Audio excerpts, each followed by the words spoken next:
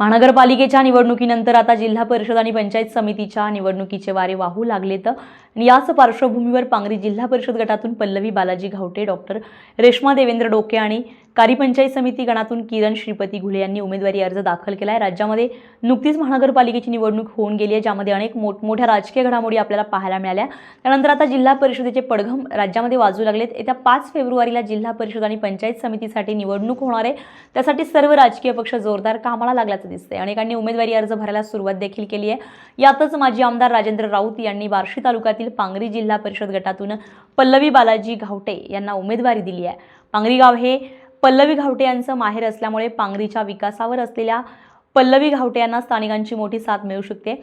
पल्लवी घावटे यांचे सासरे कैलासवासी मोहन घावटे यांचं पांगरी पांढरीसह पंचक्रोशीच्या विकासाचं स्वप्न होतं।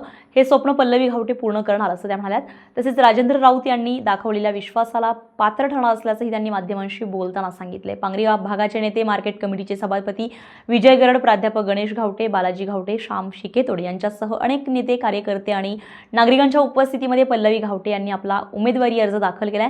यावेळी येत्या 5 फेब्रुवारी रोजी होणाऱ्या निवडणुकीला मला भरघोस मतांनी विजयी करा असं आवाहन पल्लवी घावटे यांनी नागरिकांना केलंय। Bhupali Mohite, star Maharashtra news, Barshi.